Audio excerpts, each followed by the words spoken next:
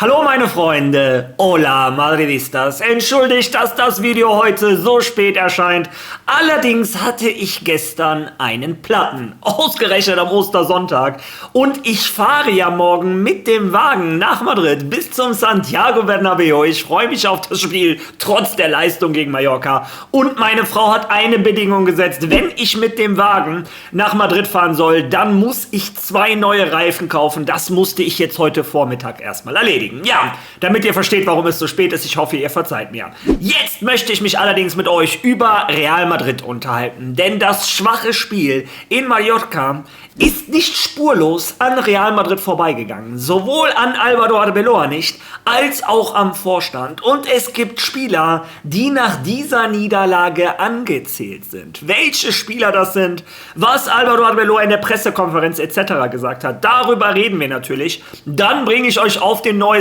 Stand. Unter anderem hatte Real Madrid gestern prominenten Besuch beim Training. Wir schauen uns ein bisschen vom Training an. Und ich zeige euch einen Spieler, der aus der Jugend von Real Madrid gespawnt ist. Keiner weiß, wie dieser Junge das macht, aber er überspringt Jugend um Jugend. Und so viel kann ich schon mal verraten: es gibt einen neuen Sheriff in der Stadt.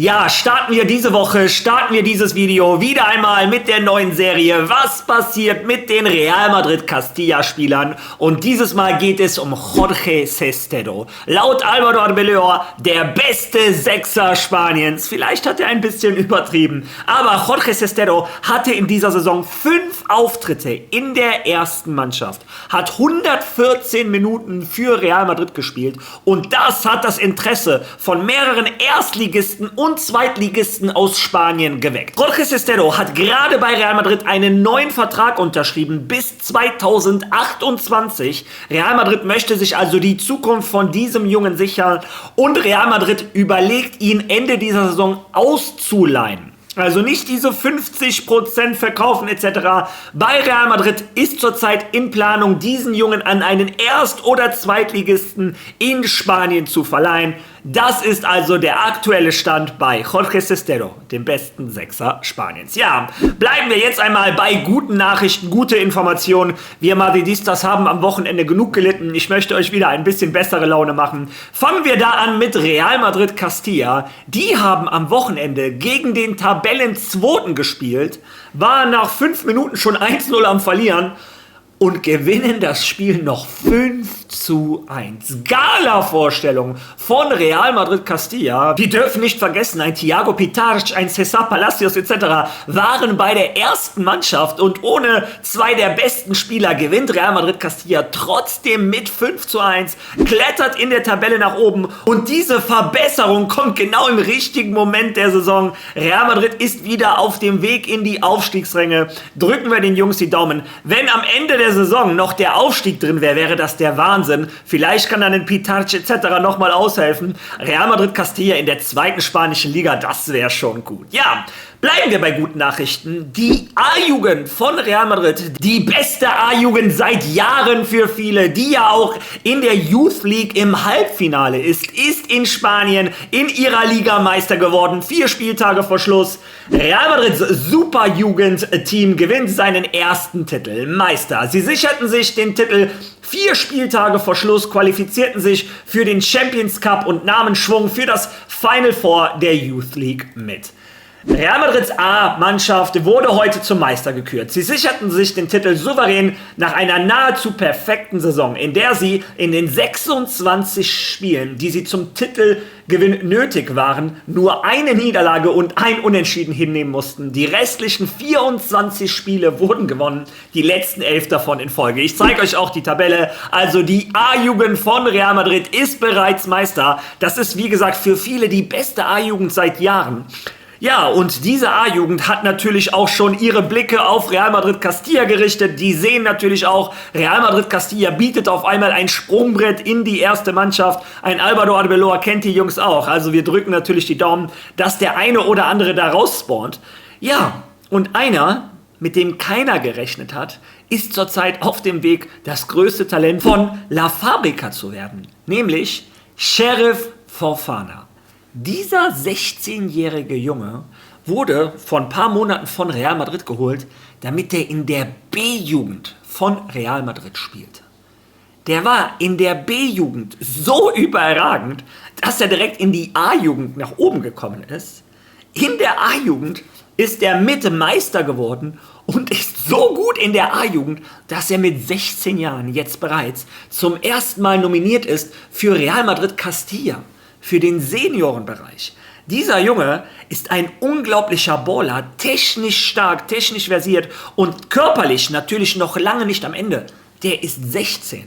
Von 16 bis 21, 22, bis der Körper irgendwann da ankommt, wo er ankommen muss, da wird der Junge noch Riesenschritte gehen.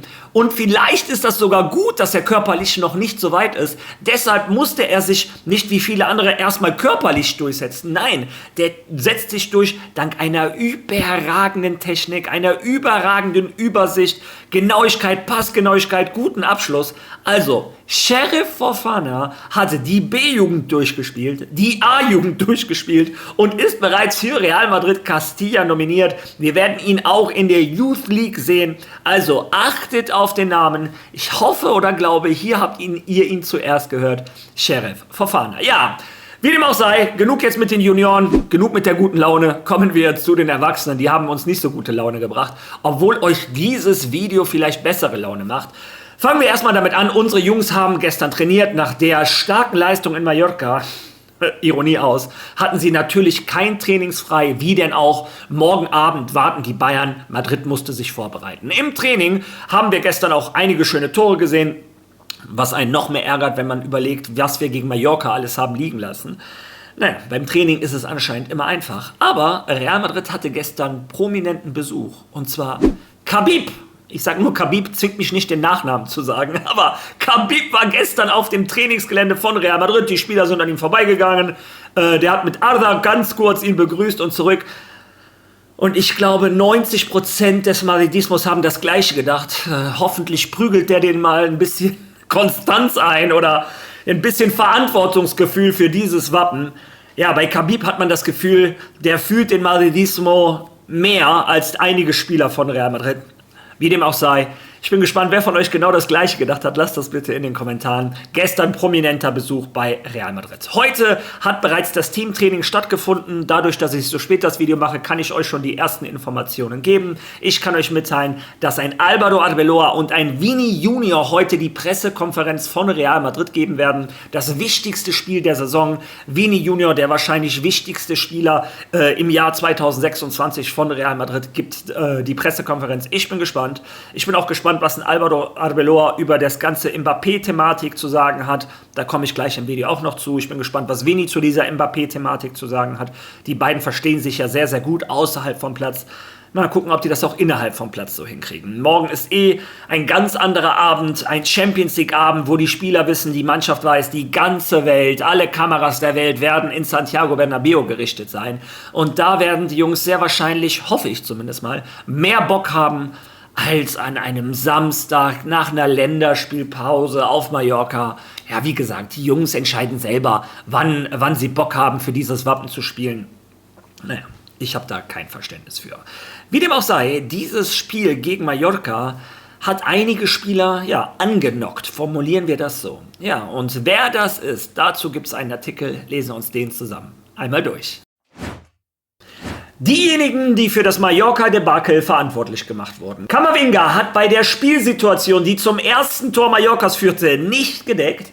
Trent ist ein Verteidiger, der nicht verteidigt. Und Carreras hat beim zweiten Gegentreffer einen Fehler gemacht. Álvaro Arbeloa will, wie nach jeder Niederlage üblich, zumindest öffentlich die Verantwortung für das Geschehen übernehmen. Doch nach dem Spiel in Saint-Monge herrschte die Meinung vor, dass diese Niederlage die Real Madrids Chancen auf den Meistertitel, der, sofern keine Überraschung eintritt, für immer im Trophäenschrank des FC Barcelonas verbleiben wird, stark schmälert. Auf das Versagen der Spieler zurückzuführen ist. Insbesondere 3 Spieler wurden für diese Niederlage heftig kritisiert. Der mit Abstand schlechteste Spieler war Eduardo Camavinga. Schon wieder, das ist nichts Neues, weshalb der Franzose zum Verkauf steht. Die Frage ist, ob ein Verein ein Angebot macht, das Real Madrids Führungsetage zufriedenstellt, die ohnehin nicht viel mehr verlangen wird. In der ersten Halbzeit leistete er sich einen Ballverlust nach dem anderen, wobei sein Fehler beim ersten Gegentreffer der eklatanteste war. Camavinga verschätzte sich beim Sprung und verlor Molanes aus den Augen, den er anschließend von hinten beobachtete. Würde man ihn jetzt fragen, welche Nummer der Mallorca-Spieler trägt, müsste er ohne Zögern antworten, denn er sah ja, wie sein Gegenspieler in den Strafraum eindrang und mühelos vollendete. Die Konzentrationsfehler entblößte die gesamte Real Madrid-Abwehr, die mit zu vielen Spielern besetzt ist, die einfach nicht die erwartete Leistungen bringen. Ja, bevor wir den Artikel weiterlesen, auch hier hat ein Álvaro Arbeloa in der Pressekonferenz meiner Meinung nach einen Eduardo Camavinga ganz klar angezählt, ohne den Namen zu nennen. Aber hören wir uns mal die Antwort von unserem Trainer an. Das ist das, was ich euch immer sage. Für mich ist es ist viel einfacher, die Schwierigkeit des Spiels zu sehen, die Schwierigkeit des Gegners zu sehen, die Schwierigkeit des Kontexts zu sehen, woher wir kommen. Für mich ist es einfach zu sehen. Das Schwierige ist dann in dieser Situation, dass die Spieler wissen und verstehen, dass wir heute ohne 200% nicht gewinnen würden. Und obwohl wir in der ersten Halbzeit überlegen waren, haben sie bei einer Unstimmigkeit ein Tor erzielt, oder? Und hier reicht ein Moment der Unaufmerksamkeit, du passt nicht richtig auf, verlierst eine Zuordnung, verfolgst sie nicht weiter und das kostet dich ein Tor. Und so ist es eben. Wenn du vor dem Tor nicht treffsicher bist und der Gegner schon, dann zahlst du am Ende eben den Preis dafür, denn das hier ist die Elite, das ist die Primera Division. Und vielleicht tut es mir am meisten weh, dass wir die zweite Halbzeit nicht viel besser gespielt haben, als wir es getan haben. Ja, ein Álvaro Arbeloa, der sich eigentlich immer schützend vor die Mannschaft stellt und immer sagt, ich bin der Verantwortliche, es ist meine Schuld etc. Hier hat er, ohne den Namen zu nennen, ganz klar gesagt, erst einmal die ganze Mannschaft angezählt, ganz klar gesagt, es war klar, wenn du hier nicht 200% gibst, dass du das Spiel verlierst. Er selber, ich sag immer wieder, er versteht den Madridismo, aber er kriegt seine Message anscheinend nicht an die Mannschaft. Naja, wie dem auch sei, ich habe mich genug dazu geäußert und geärgert. Aber meiner Meinung nach zählt er hier auch ganz klar einen Camavinga an, wo er sagt, ja, wenn du deinen Spieler nicht deckst und nicht hinterherläufst, ja, dann kassierst du das 1-0 und dann wird es schwer. Ja. Ich sage euch immer wieder, langsam fehlen mir die Argumente, einen Eduardo Camavinga zu verteidigen. Und das, obwohl er der Lieblingsspieler in dem Kader ist oder war. Ja, aber so verantwortungsloses Fußball kannst du dir bei Real Madrid, bei diesem Meisterschaftsrennen, wo es bei jedem Spiel um alles geht, kannst du es dir nicht erlauben, so naiv Fußball zu spielen. Naja, aber Eduardo Camavinga ist nicht der Einzige, der angezählt wurde. Lesen wir mal weiter. Ein weiterer Spieler, der schlecht wegkommt, ist Trent Alexander-Arnold. Carvajal muss in einer furchtbaren Verfassung sein, wenn er nicht spielt. Der Engländer ist ein Verteidiger, der nicht verteidigt, weil er es nicht kann. Und es scheint ihm auch egal zu sein. Er ist unglaublich schwach und das Gefühl, dass er nicht wirklich im Spiel ist schwer zu ertragen. Immerhin lieferte er eine gute Flanke auf Militao, die zum Tor von Real Madrid führte. Ja, und ganz ehrlich, dass ein Trent Alexander-Arnold in der Defensivbewegung nicht der Beste ist, das dürfte keinen verwundern. Das wusste aber Real Madrid, als sie den Jungen geholt haben. Und eine Mannschaft kann mit Trent Alexander-Arnold auch sehr erfolgreich sein. Das hat Liverpool bewiesen. Die haben mit ihm hinten rechts alles gewonnen. Englischer Meister, keine Ahnung wie oft. Wenn Real Madrid nicht gewesen wäre, weiß ich nicht, wie oft die Champions League gewonnen hätten. Aber einmal haben sie die mit ihm gewonnen. Also natürlich kannst du mit Trent Alexander-Arnold gewinnen. Aber du musst halt seine Verteidigungsposition unterstützen. Das musst du als Trainer von vornherein im Auge haben. Trotz alledem, ein Trent Alexander-Arnold nach hinten zu schwach, aber nach vorne gegen Mallorca auch gar nichts. Nach einer Ecke, als wenn die Ecke so super war. Militao hat aus 11 Metern ein Kopfballtor gemacht. Wie oft sieht man sowas schon? Also rabenschwarze Leistung von Trent Alexander-Arnold. Und ich sehe das wie dieser Artikel. Wie schlecht muss ein Carvajal zurzeit drauf sein, dass er nicht vor dieser Version von Trent Alexander-Arnold spielt. Ja. Aber da hört die Kritik nicht auf. Und dann ist da noch Álvaro Carreras, der zwar erneut in der Startelf stand, aber die Chance vergab, seinen Stammplatz zu verteidigen. Der Galizier war am zweiten Gegentreffer Mallorcas durch Murici mitschuldig, da er den Raum nicht ausreichend verschloss. Auch offensiv blieb er blass, abgesehen von seiner Abseitsstellung. Ja, ihr habt es gehört. Die 3, die angezählt werden, die verantwortlich gemacht werden für die Niederlage auf Mallorca, sind Eduardo Camavinga, Trent Alexander-Arnold und Álvaro Carreras. Ich habe alle 3 gestern auch sehr heftig kritisiert bei meiner Analyse des Spiels. Also so falsch lag ich nicht. Aber ein Name fehlt mir. Ein Name, der ganz ehrlich, wenn ich eure Kommentare lese, auf Instagram, auf TikTok, auf YouTube, jeder, der mir schreibt, erwähnt immer wieder einen Namen. Kylian Mbappé. Und ich möchte das nicht einfach vorbeiziehen lassen und so tun, als wenn das nicht so wäre. Was ist das Problem mit Kylian Mbappé? Wir alle haben den Eindruck, Real Madrid spielt besseren Fußball ohne ihn. Wenn man die Statistiken anschaut, wenn Kylian Mbappé spielt, gewinnt Real Madrid minimal mehr Spiele, als wenn er nicht spielt. Also das muss man auch ehrlich sagen. Allerdings, ich glaube, wenn ein Kylian Mbappé fehlt, blühen rechts und links die anderen Spieler etwas auf. Vielleicht denken die, ein Mbappé fehlt, wir müssen etwas mehr machen. Vielleicht ruhen die sich darauf aus, wenn ein Mbappé in der 11 ist, dass sie denken, ich muss heute nicht so viel machen, ich muss nur gucken, dass ich den Ball an Mbappé kriege. Ich kann nicht erklären, woran es liegt. Tatsache ist, und ich bleibe dabei, in den letzten Wochen hat Real Madrid ohne Kylian Mbappé einen deutlich attraktiveren Fußball gespielt als mit Kylian Mbappé. Ich sage nicht, dass er schuld ist, aber vielleicht macht das etwas mit den anderen, wenn du so ein bisschen Verantwortung abgeben kannst. Gleichzeitig glaube ich, dass wenn ein Mbappé nicht nach hinten arbeitet, und das hat er offen und ehrlich selber in dem Interview zugegeben, dass auch das abfärbt. Wenn du eine geschlossene Mannschaft bist, wo jeder dem anderen in die Augen gucken kann und weiß, der zerreißt sich für mich, ich zerreiß mich für ihn, dass die ganze Mannschaft angesteckt ist und mehr Meter läuft, ist das Normalste auf der Welt. Aber wenn du dann rüber guckst und du siehst, ein Mbappé läuft nicht an, wenn ich als Brahim anlaufe, kann der Innenverteidiger zu dem anderen spielen ohne Probleme, weil Mbappé den nicht anläuft. Dann ist das ganze Pressing dahin. Die hohen Ballgewinne sind dahin. Der offensive, schöne Fußball ist dahin. Ja, und das sind die Gründe, warum ich denke, ein Kylian Mbappé oder ein Real Madrid kann mit Kylian Mbappé mehr erreichen als ohne ihn. Aber nur, wenn Kylian Mbappé sich in den Dienst der Mannschaft stellt. Die anderen Mannschaftskameraden, so blöd es sich anhört, müssen ein bisschen den Respekt vor Mbappé verlieren.